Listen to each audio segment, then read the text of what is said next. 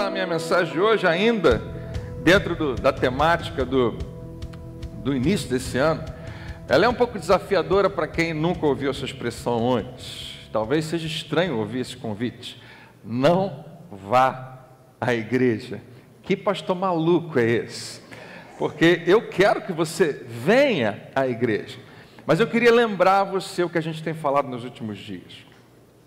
A minha ideia com esse título, para chamar a sua atenção, é que você se lembre de que igreja não é um local onde você vai.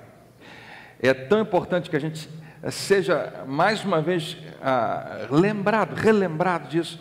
Igreja não é um lugar. A gente chama, e eu acho que a gente nunca vai parar de chamar. Eu aposto que hoje você deve ter falado para alguém: eu estou indo para a igreja, né? Vamos para a igreja? E vamos à igreja. E sim, a igreja acaba se tornando também. Você já ouviu essa expressão, não vai à igreja? O que vem depois?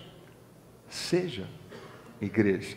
É o que eu quero que você se lembre hoje. Você é a igreja, você junto com outros é a igreja.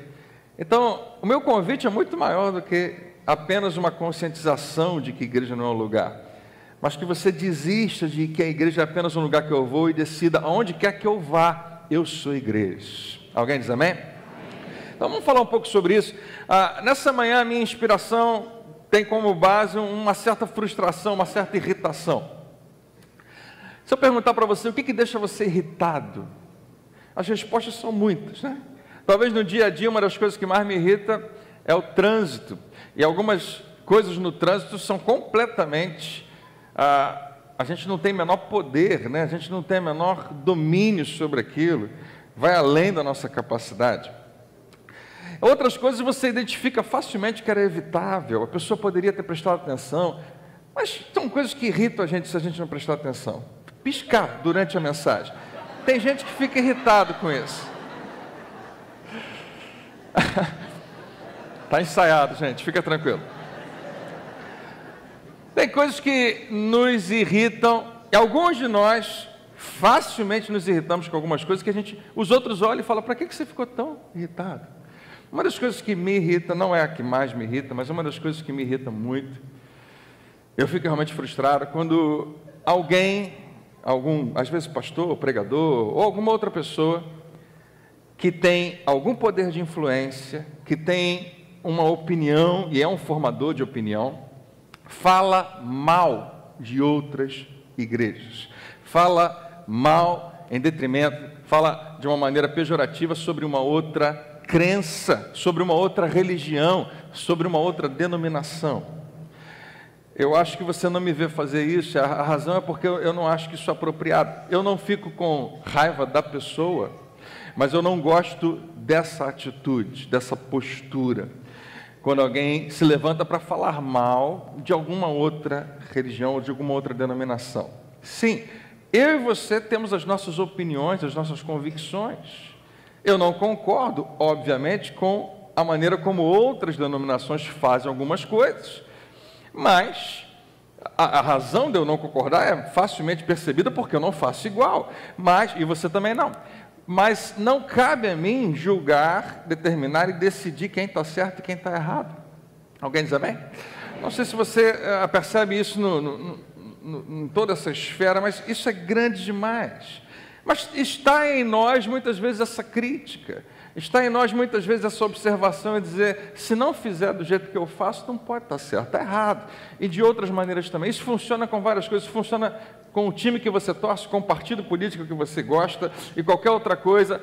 Mas especificamente na igreja nós estabelecemos, às vezes, uma convicção tão grande, e eu não acho que é ruim você ter essa convicção, mas ela se torna nociva quando você olha para os de fora de uma maneira inferior. E isso, como eu disse para você, é uma das coisas que me deixa irritado, porque nós precisamos aprender com o próprio Senhor Jesus, né, que sim, Ele é Senhor de todas as coisas, mas nós não sabemos tudo. Tem um monte de coisa que a gente ainda está aprendendo. Alguém diz amém?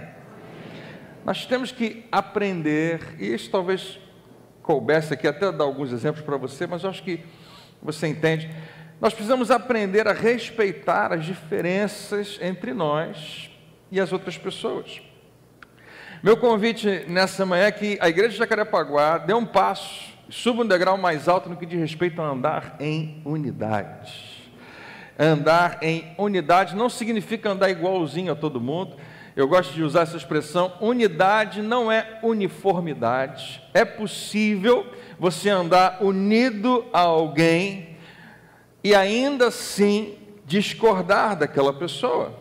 Andar em unidade não significa que todo mundo tem que pensar igualzinho a você em todos os aspectos. Claro, os mais importantes têm que haver concordância, mas é possível andar unido a outros que pensam diferente de você. Amém? Eu vou te dar um exemplo agora. Casamento. É ou não é? A gente pensa muito diferente do nosso cônjuge. Frequentemente a gente até debate, discute, conversa, às vezes se irrita, mas a gente continua andando junto, porque tem coisas mais importantes do que aquela nossa opinião. Na igreja a mesma coisa. Ouça, nem você e ninguém está 100% certo. E é muito bom aceitar as diferenças. Eu falei isso há pouco tempo atrás, nós temos que respeitar a visão que as outras pessoas têm, as opiniões que as outras pessoas têm, os valores que eles têm. Quando você diz assim, eu não entendo porque que essa pessoa faz isso, deixa eu te dar uma dica, o problema está em nós, quando nós não entendemos. Tem coisa que a gente não entende. Quem tem um problema? A outra pessoa? Não, porque eu não entendo. E claro, tem coisas que o tempo vai comprovar como está certo ou está errado, mas não cabe a nós sermos aqueles que vão julgar e fazer esse juízo na vida de ninguém. Quem está comigo aí, diga amém. Então, eu acho, e agora entra propriamente no assunto, que essa diversidade imensa que nós temos de igrejas e de denominações, a princípio a gente pensa que não deveria acontecer, mas ela é necessária, porque tem todo tipo de gente, né? Existem igrejas muito diferentes da nossa, na maneira de vestir, na maneira de cantar, na maneira da liturgia, das semanas, de tudo que acontece, mas que eu e você não nos identificamos, mas tem um monte de gente que se identifica. Então é importante todo tipo de igreja para alcançar todo tipo de gente, porque nós queremos essas pessoas em Jesus Cristo. Amém? Mas eu entendo, você escolheu essa igreja por uma questão de identificação, o seu DNA, entre aspas, bateu com a comunidade local na qual você congrega. Então hoje, se couber, eu quero te dar uma dica, não fique discutindo religião com ninguém, não fique discutindo dogmas e ideias religiosas com ninguém. Você pode conversar a respeito, mas quando você tenta combater a ideologia de uma outra pessoa, você acaba perdendo, você ganha muito mais ficando calado. Eu não sei se você sabe, mas eu pratico esporte de manhã, eu jogo vôlei. Eu não entendi, por que vocês estão rindo? Porque eu já tinha falado, mas está certo. Alguns dias atrás, jogando na praia, a gente tinha um momento lá onde o pessoal, que eu ia sacar a bola, o pessoal do outro time não estava 100% ligado, e tinha uma pessoa do outro lado que era a maior autoridade lá, nosso professor, e eu percebi que eu poderia sacar, porque ele estava atento, eu saquei, e eu fiz o ponto, que a bola caiu no chão, mas ele reclamou. Eu não estava nem olhando. Aí a gente brinca um com o outro sempre, fala, não quero saber, né? Vai valer o ponto. Não, aquela briga toda. Aí eu decidi, então tá, eu vou repetir o ponto. E o pessoal do meu time ficou irritado comigo. Por que você vai fazer isso? A gente não está errado, já estava todo mundo pronto. E uma das pessoas que estava no meu time realmente me perguntou, por que você está fazendo isso? E na hora saiu essa resposta, eu falei, eu acho que é mais importante a gente ficar legal do que ganhar esse ponto. Eu acho que é mais importante a gente, né? Eu não quero ganhar o jogo e não ficar legal com eles. Eu não lembro qual foi a frase que eu usei, mas eu fiquei surpreso de que eu falei isso sem pensar, e essa pessoa falou para mim, cara, o que você falou é tão importante que eu não vou esquecer mais. Ele falou, eu entendi que você disse que é mais importante perder um pouquinho para não perder a pessoa. Eu falei, que é o que Jesus fala. Não é isso que ele fala no Sermão da Montanha? Quando ele chega e fala assim, se alguém te obrigar a andar com ele 1 milha, vai com ele 2. Se alguém te pedir a capa, dá a túnica junto, né, a camisa, dá o casaco junto. Se alguém te acertar de um lado, ao invés de você retribuir o que é justo, Toda vez que você retruca, toda vez que você debate, você pode ganhar a briga, mas você perde a pessoa. Ela pode ganhar a briga, mas você não tem mais nenhum ânimo de voltar a conversar com ela. É tão importante que a gente fuja desse tipo de debate, e a Bíblia fala disso o tempo todo. Essa não é a minha mensagem hoje, mas é apenas uma ideia para você guardar. Quando a gente fica defendendo muito a nossa fé, a gente beira a um orgulho.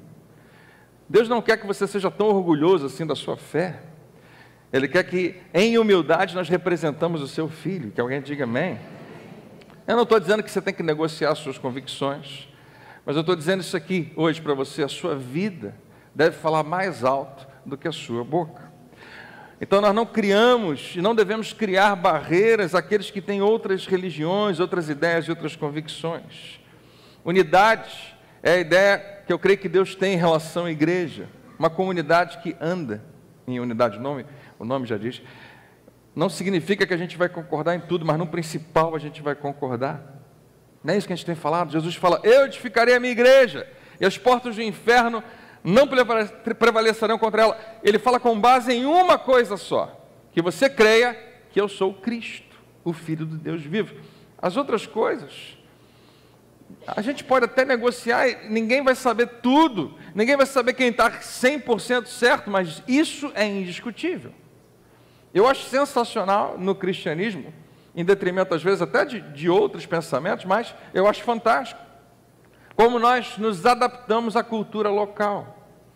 O cristianismo brasileiro é bem diferente do cristianismo europeu, americano e de outras regiões do Oriente, da Ásia, mas continua sendo cristianismo. Um dos grandes entraves na igreja no Brasil, desde que ela começou, tanto a católica quanto a própria igreja evangélica, foi tentar importar a cultura de outros. Até hoje a gente faz isso. Tem um monte de música que a gente canta, e eu sou um dos responsáveis por isso. Durante anos e anos eu fui uma das pessoas que mais fez versão. Tem um monte de versão de música em português que são cantadas aí, que eu tenho algum dedo lá, alguma palavra foi eu que botei. Em muitas igrejas, algumas até são registradas. E a gente gosta disso porque a gente vê o negócio bonito e traz para cá, mas tem um monte de música que simplesmente não cabe. A gente ainda assim quer cantar ela. Pegar do inglês e transformar em português, e às vezes a igreja fica boiando, não entende nada que é aquilo, porque não funciona simplesmente importar. A primeira missa que aconteceu no Brasil foi uma missa para um grupo imenso de índios, e feita em latim. Não fazia muito sentido, e isso não mudou. Até hoje você vê certas palavras proferidas de púlpito, onde as pessoas não entendem absolutamente nada. Não há uma facilidade de linguagem, mas nós importamos cultura. Você sabe que eu não tenho problema com nenhum pastor usar terno, mas você, como pode perceber, eu fui aos poucos abandonando. Se você estava aqui na inauguração, eu passei alguns anos usando terno, depois eu tirei o paletó, depois eu tirei a gravata, e agora todo domingo é festa country para mim. Você já percebeu, né? Eu tenho estilo. Mas você sabe por quê? Sinceramente, num país tropical, num estado, numa cidade que é mais quente o ano inteiro do que muitas outras, nós estamos usando terno no púlpito? Não é porque é bonito, foi porque nos ensinaram assim. Quem veio para cá falar de Jesus e causar toda uma... veio de terno. E eu, mais uma vez, se você quiser usar, usa. Mas não é uma questão para nós que toca na nossa fé, é simplesmente tradição. Quem está comigo aí, diga amém. Em muitos casos não é uma boa ideia. Você já deve ter visto alguém usando terno que não está cabendo propriamente. Usa uma expressão que o defunto era maior, alguma coisa. Mas, menor, não sei, né? Mas a grande questão é, ainda assim, vai ter gente que vai se identificar com isso. Glória a Deus. Cai dentro, né? Jesus está sendo pregado, a palavra está sendo proferida, nós não temos que criticar propriamente. Mais uma vez, eu não tenho nada contra, eu não faço. Mas há pessoas que estão querendo conhecer uma igreja que tem a sua própria cara, que ela se identifique. E eu e você, a igreja, somos, ouça, a única esperança para algumas ou muitas pessoas serem salvas. Não, pastor, Jesus é a esperança, e Ele mesmo é que diz isso, que ele é quem institui isso, que começa a partir daí, e fala, é vocês que vão fazer. E ide por todo mundo, e fazer discípulos, ensinando isso, ensinando aquilo outro. É a igreja. Quantos sabem que o caminho para Deus é Jesus, o único caminho? Mas o caminho para Jesus que Ele estabeleceu foi eu e você. Lá em Romanos 10 diz assim, como crerão se não ouvirem? E nesse Sermão da Montanha que Jesus fala um pouquinho sobre mim, sobre vocês, sobre como Deus vê as coisas, Ele fala o seguinte, vocês, e eles uma expressão que até hoje é um mistério para muitos, são o sal da terra. É só sal, né? A gente pensa sal da terra, é sal, não transforma em qualquer outra coisa maior. Vocês são sal, mas se o sal perder o seu sabor, como restaurá-lo? Hoje em dia, dificilmente você vai ver isso acontecer.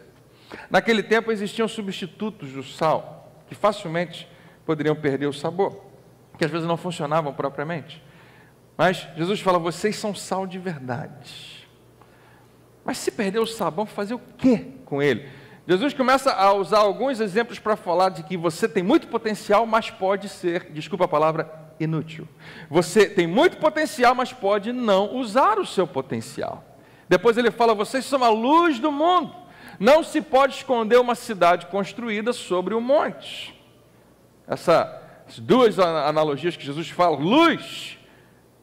Onde tem luz, as pessoas percebem alguma coisa. E não dá para você construir uma cidade num monte e achar que você vai esconder ela. Não, está exposta para todo mundo ver. Então ele está falando disso. Deus estabeleceu que você vai ser alguém, ouça, que está exposto, que vai ser visto. Se você disse assim, eu quero ser de Jesus, mas eu não quero exposição, é disso que ele está falando. Não dá. Você não tem como evitar isso.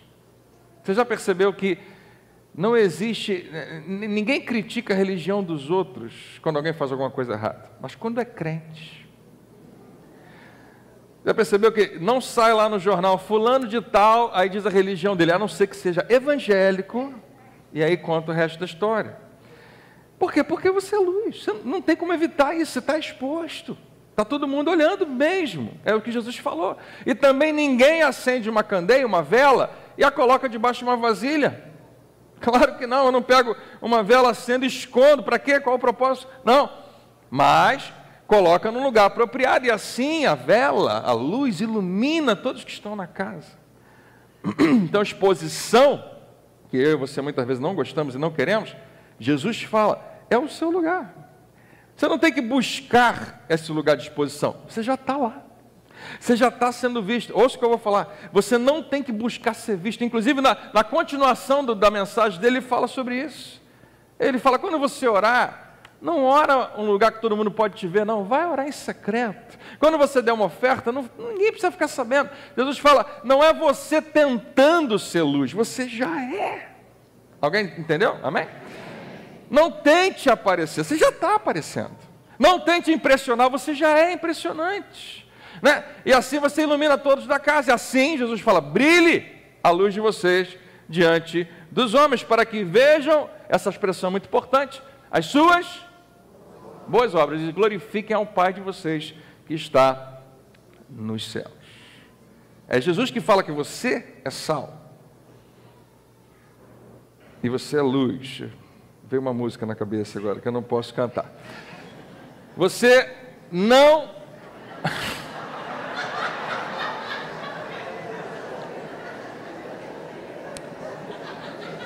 tá bom. Quando a música parar de tocar na tua cabeça, eu continuo. Ok. É bom que acorda todo mundo. Fala para quem está do seu lado, você não tem que se esforçar para ser. Fala. Você já é. Amém? Preste atenção, eu sei que a gente está brincando, mas é a graça de Deus que permite que você já seja isso. Tanto o sal quanto a luz são elementos transformadores. É para afetar quem estiver perto. Jesus não diz que alguns cristãos são e outros não. A reclamação dele é quando o sal perde o sabor e quando a luz se esconde. O que precisa acontecer é que a sua vida precisa, e eu vou explicar isso para você, causar impacto na vida de outras pessoas. O Evangelho deve causar esse impacto, afetar a vida das pessoas ao nosso redor. Como é que eu faço isso, pastor? Jesus falou, boas obras. É quando eu raramente prego assim, mas quando nós nos comportamos propriamente, quando nós fazemos a coisa certa. Hoje, vindo para cá, a gente parou num sinal, e eu não vou dizer aqui mentindo para você que eu paro em todos os sinais vermelhos, dependendo da hora, dependendo do dia, mas a gente parou no sinal vermelho. E um monte de gente começa a buzinar atrás da gente. Que eles entendem, como às vezes eu também faço, você também, que em alguns casos você pode burlar as regras. Mas naquele momento, em outros momentos, a gente precisa parar e pensar. Tem um adesivo aqui da igreja atrás de mim, né? No meu carro. E pode ser que eu seja mal interpretado. E eu não sei, mas isso se aplica em tantas coisas na nossa vida. Se as pessoas sabem quem você é, o que você crê, elas estão observando. Elas estão querendo saber se você vai fazer a coisa certa. Mais uma vez, né? Lá no grupo do vôlei, eu falo um negócio, e eu brinco com algumas coisas, e de vez em quando, raramente, eu falo uma coisa sem a menor intenção, mas eles olham para mim, o quê? Você, pastor? Eles estão só esperando, está todo mundo só esperando você falar uma coisa, porque eles sabem, não, você é um espelho para mim, você é alguém que está acertando tudo, eu não sei se eu consigo ser igual a você, mas você é um exemplo. Então é tão importante isso. Mas quando você tem boas obras, essas pessoas que estão observando, sendo iluminadas por você, glorificam ao Pai. Como é que isso acontece? Simplesmente elas apontam na direção dele. Elas começam a perceber que Deus faz diferença na sua vida e pode fazer diferença na vida delas. Amém? Então pode e deve afetar as pessoas que estão ao nosso redor. Então a palavra para você hoje não é que você fique o tempo todo preocupado, desesperado, será que eu estou me comportando propriamente? Mais uma vez, você já tem Jesus dentro de você, o Espírito dentro de você. Eu acho que é muito mais viver a sua vida com intensidade.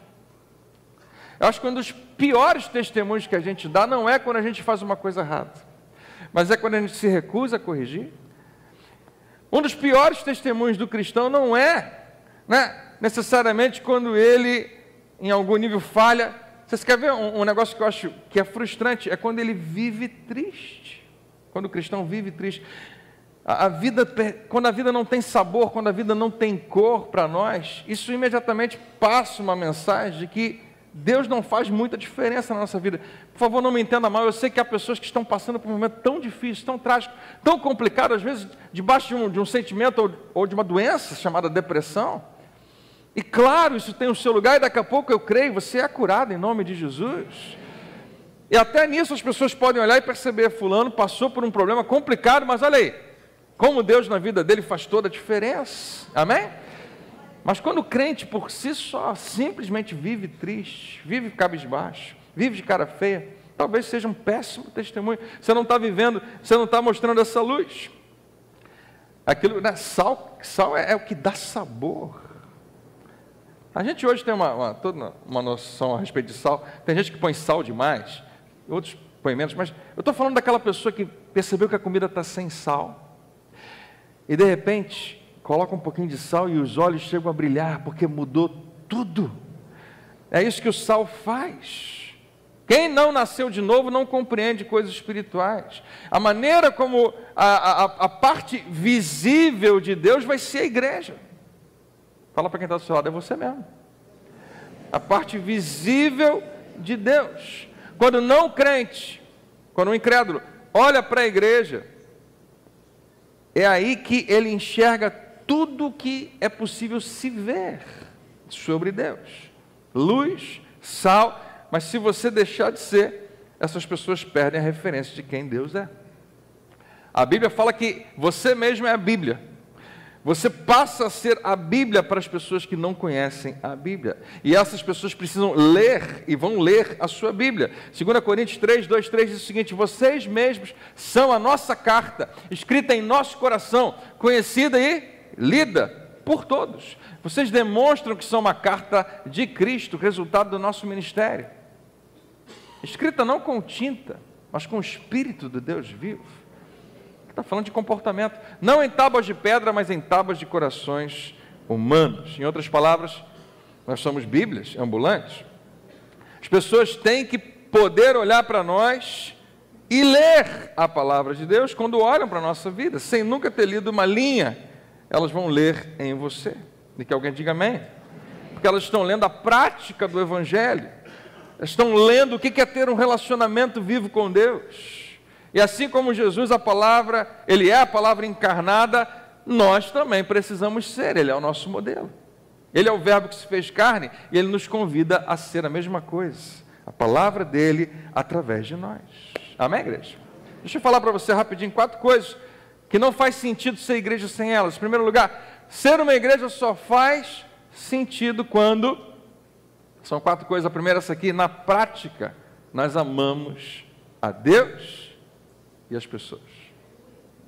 Amar a Deus e amar as pessoas, você já ouviu?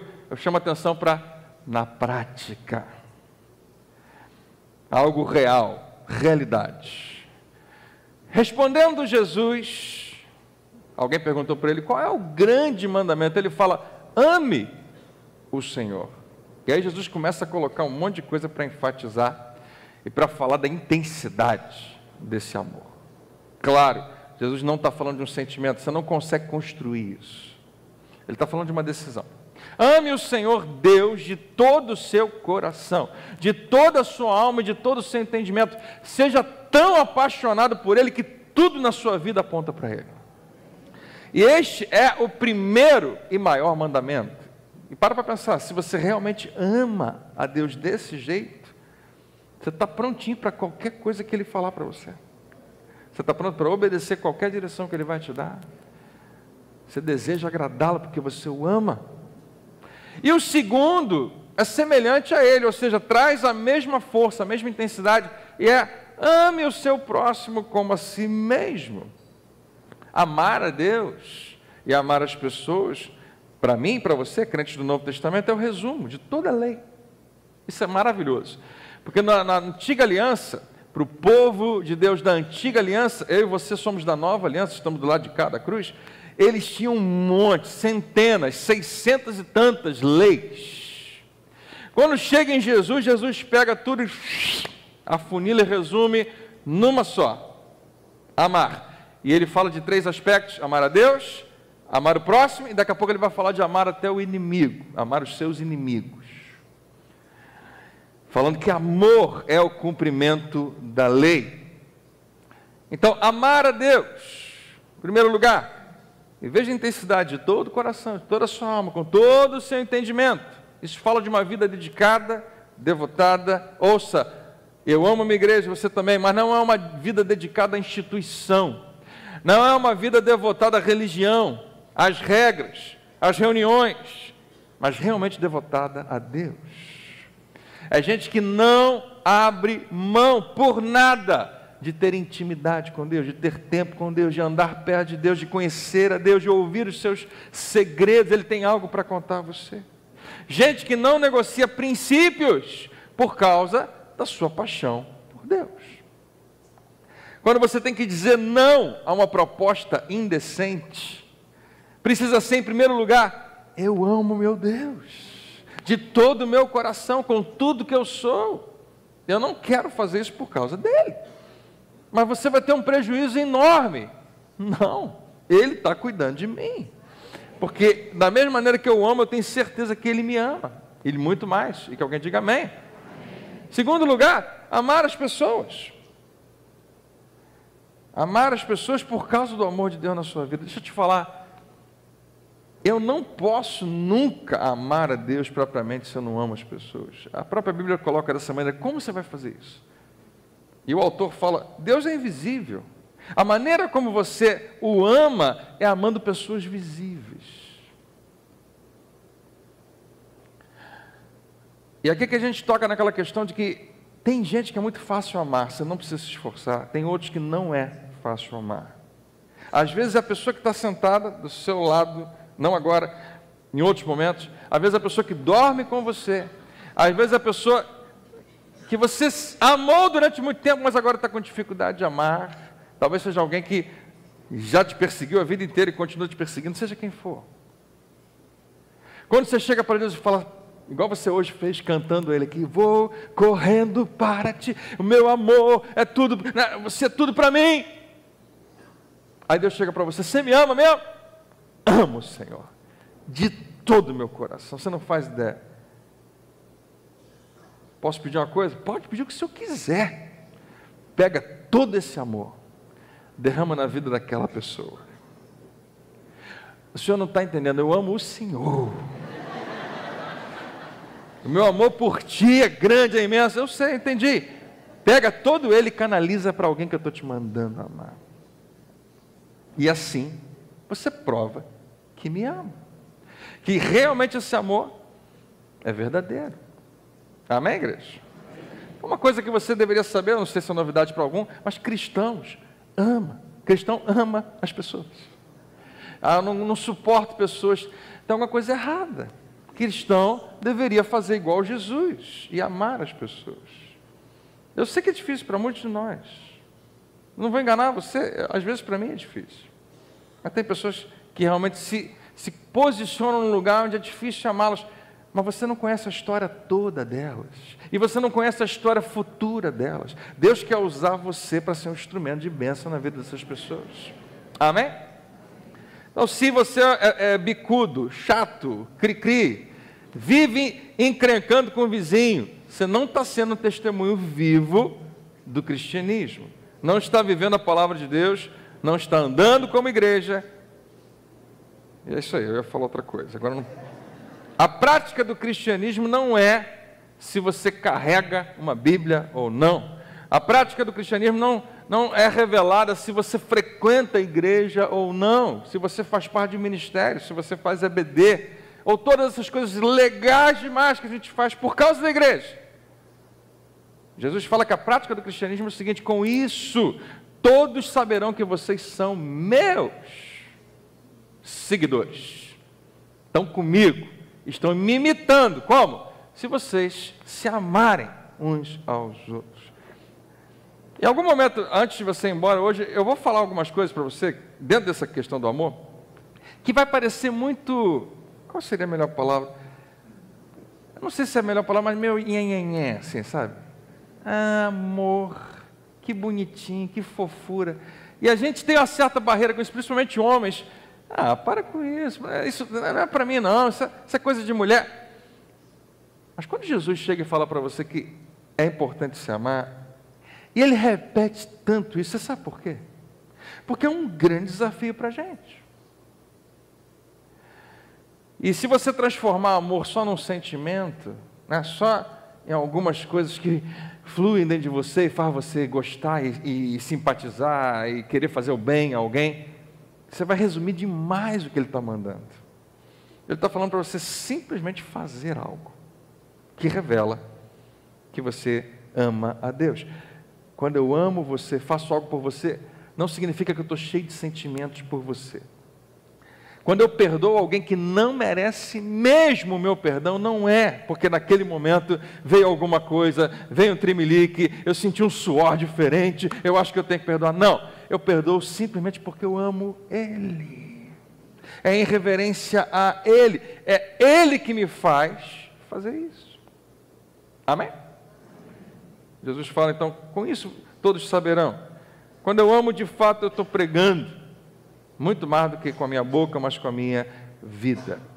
Ainda que eu fale a língua dos homens, as línguas, e dos anjos, e se não tiver amor, eu serei como um sino que ressoa, ou como um prato que retine. Quando Paulo escreve isso, ele fala, isso aqui não é nada, só fazer um barulhinho. Paulo, você está comparando o dom do Espírito, de línguas, de profecia, de tudo isso, com um barulhinho. Ainda que eu tenha o dom de profecia e saiba todos os mistérios e todo o conhecimento e tenha uma fé, isso é dom também muitas vezes, uma fé que é capaz de mover montanhas. É o que está lá em 1 Coríntios capítulo 12, capítulo 14, é algo que Deus te dá especificamente com poder para executar naquele momento, é um milagre que acontece, ainda que eu seja um canal para fazer milagre na vida de alguém. Se eu não tiver amor, meu Deus, mas Paulo, o cara fez um milagre, não interessa, não é nada, não vale nada, não serve para nada, é inútil, não é, e não funciona porque se não tem amor. Ainda que eu dê aos pobres tudo que eu possuo e entregue o meu corpo para ser queimado, se eu não tiver amor, nada disso me valerá. Ele está falando dirigido por Deus, pelo Espírito, que sem amor, línguas é só barulho. Sem amor, profecia é a coisa mais vazia. Sem amor, obra social, fazer e sacrificar por alguém é só desencargo de consciência. Nós precisamos fazer o que nós fazemos porque amamos a Deus e amamos as pessoas. Essa é a mola mestra, esse é o combustível para aquilo que nós fazemos. Eu e você precisamos ser movidos pelo amor. Amor. Caminho para uma vida cristã, correta, saudável e que experimenta a vitória.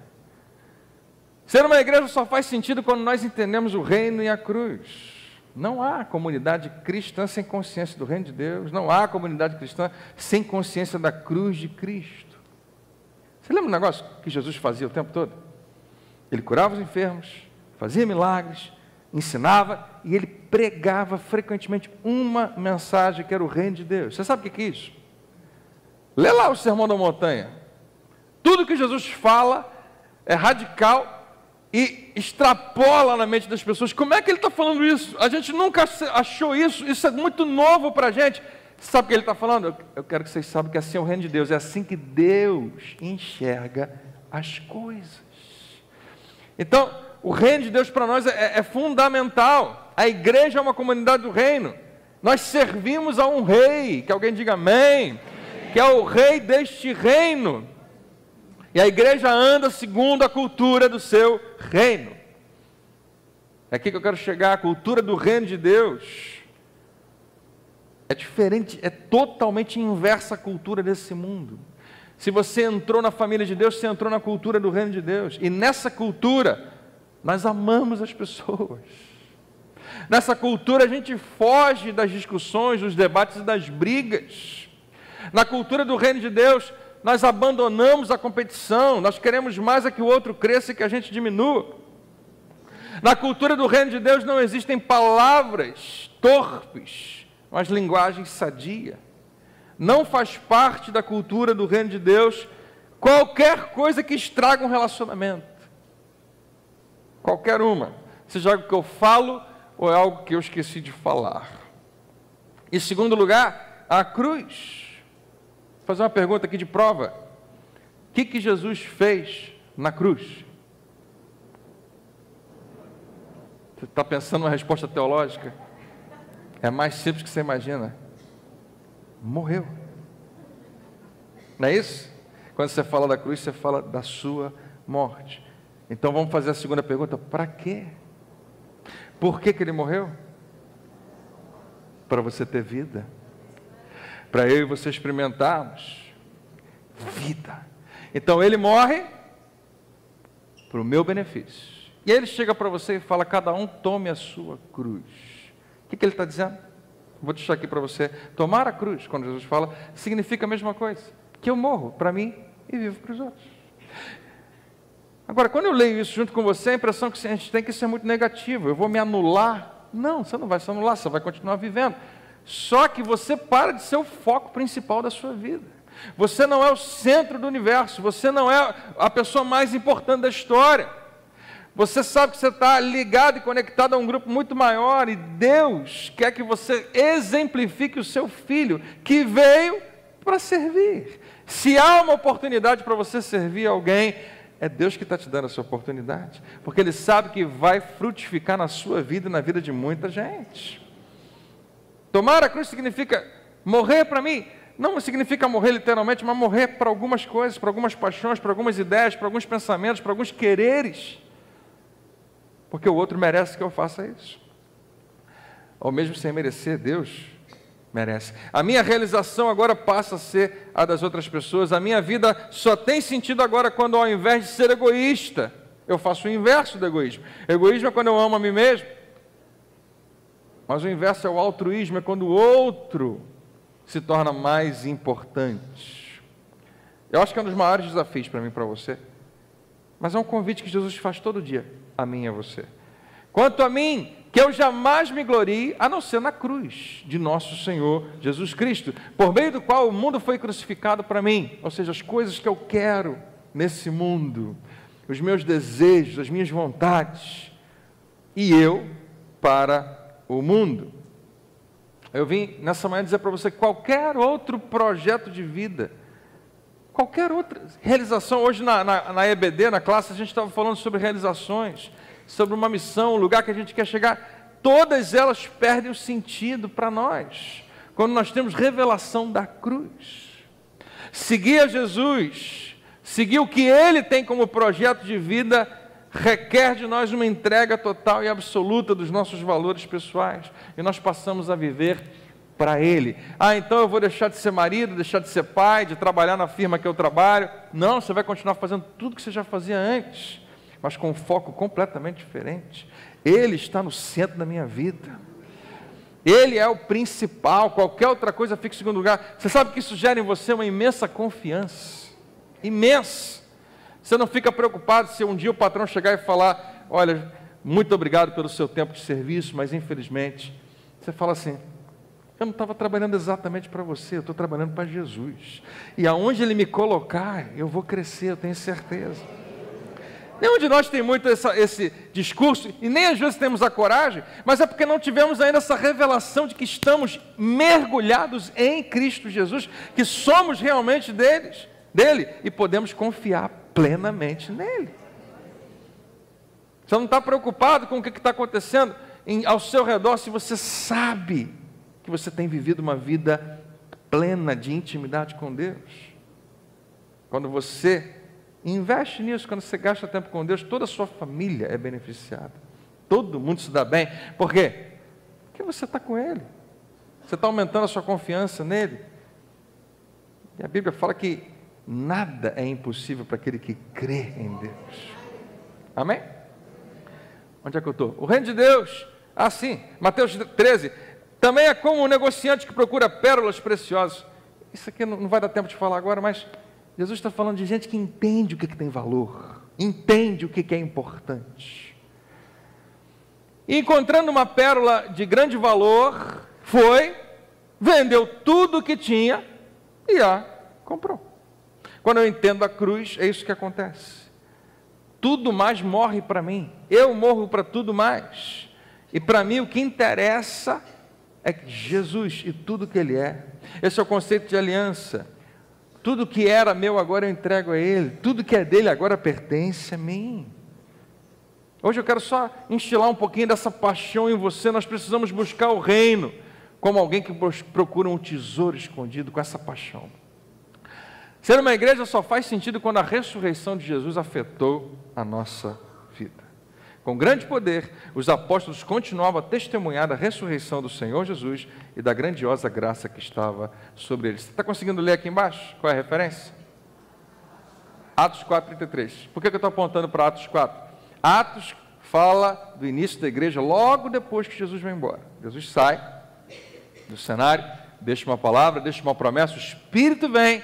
Dia de Pentecostes, Atos 2, e a igreja é inaugurada com o poder de Deus, revelado em Atos 3, quando o cara está lá, paralítico na porta do templo, e é pelo nome de Jesus transformado. Sensacional. O cara nunca andou a vida inteira, hoje ele começou a andar e não vai parar mais, começa a pular dentro do templo, glorificando a Deus. Por quê? Jesus, que não estava presente, o nome dele, a autoridade dele, através da boca dos apóstolos, fez o milagre acontecer. E aí, isso é uma comoção absurda. Já tinha um monte de gente começando a gostar da igreja, entrando para a igreja, agora mais gente ainda vindo o poder de Deus, causa todo um problema lá com as grandes autoridades religiosas, tem toda uma questão, vocês não podem pregar mais esse nome, e é uma perseguição violenta em relação à igreja, e eles não param. Só que aqui está Atos capítulo 4 dizendo o que eles faziam.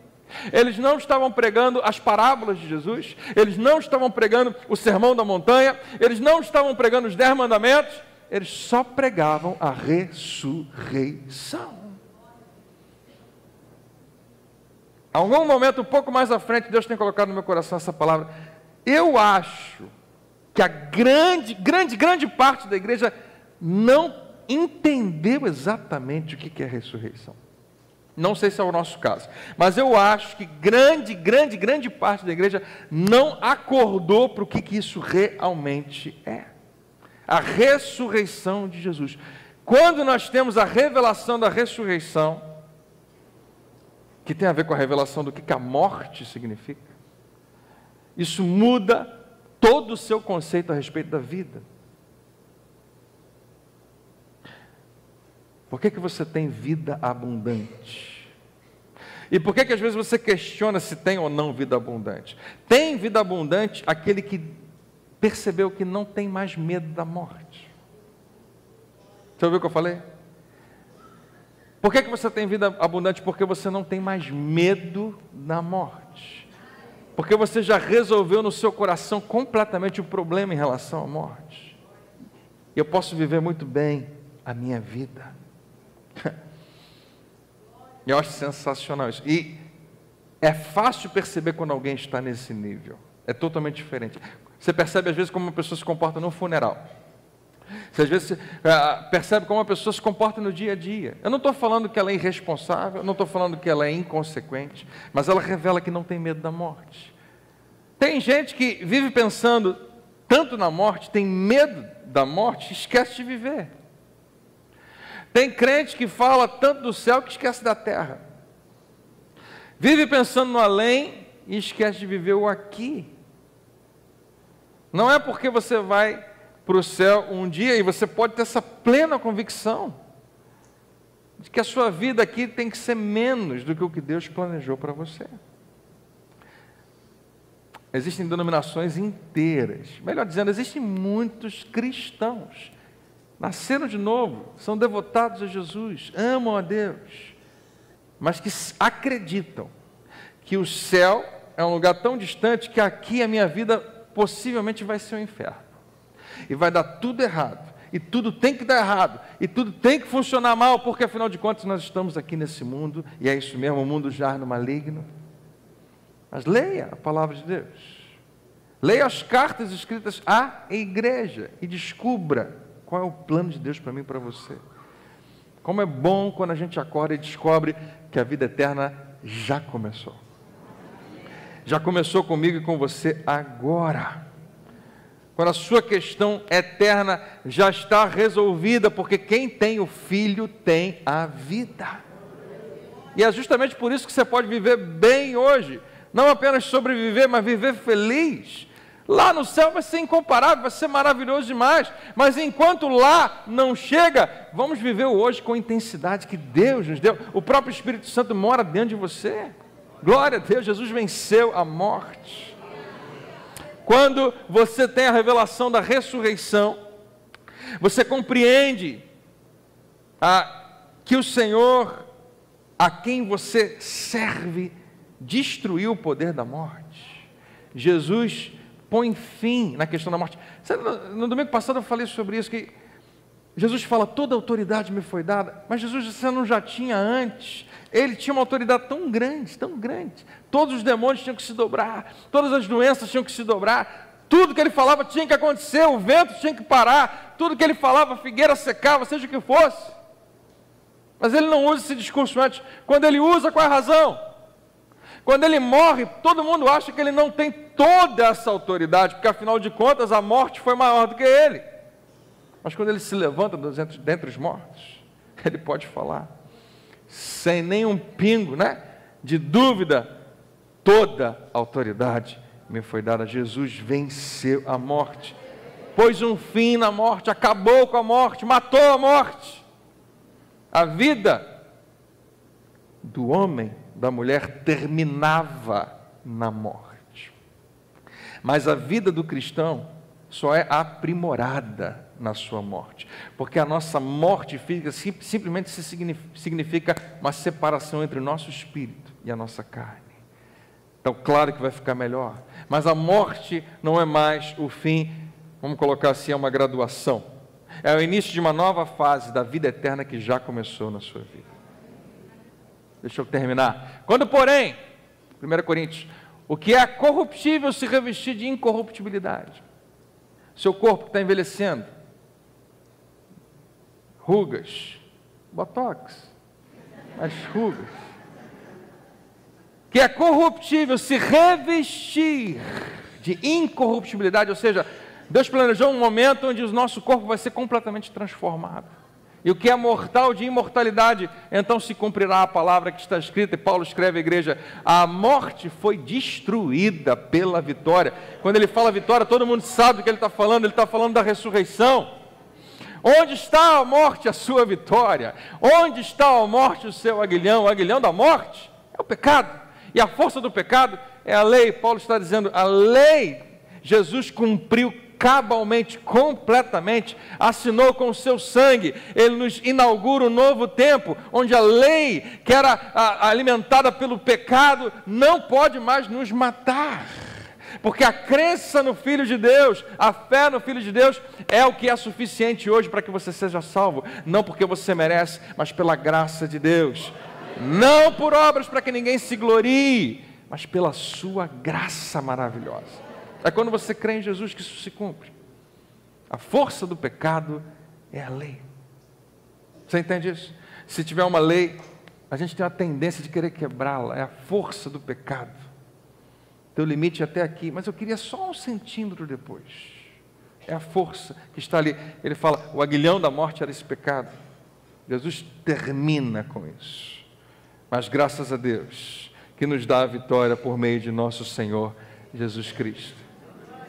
Lê comigo só o que está amarelo, vamos lá. Deus nos dá a vitória por meio de Jesus. É isso que está escrito. Graças a Deus, que nos dá a vitória por meio do nosso Senhor Jesus Cristo. O que Paulo está fazendo é algo que eu e você deveríamos fazer. Ele está zombando da morte. Só dá para zombar da morte quem não tem mais medo dela. Se o nosso problema com a morte já está resolvido, só nos resta viver a vida e vivê-la muito bem. E eu não posso deixar você ir embora sem falar o que eu vou falar agora. Viver uma vida plena, viver bem, eu acho que eu não sei se é impossível, mas não faz sentido fazer isso sozinho. Quantos tem uma família aqui? Digo amém. Vida plena só faz sentido quando você investe tempo com a sua família. Não faz sentido de uma outra maneira. Não adianta conquistar mais nada se não houver realização na família. Amém? Dava para falar outras coisas, mas o mês de maio a gente vai falar sobre só isso. Mês da família. Último, ser uma igreja só faz sentido quando o nosso cristianismo é inclusivo e sem barreiras. É o que a gente tem falado já há anos, e ultimamente, nesse último mês, nós temos falado para você também.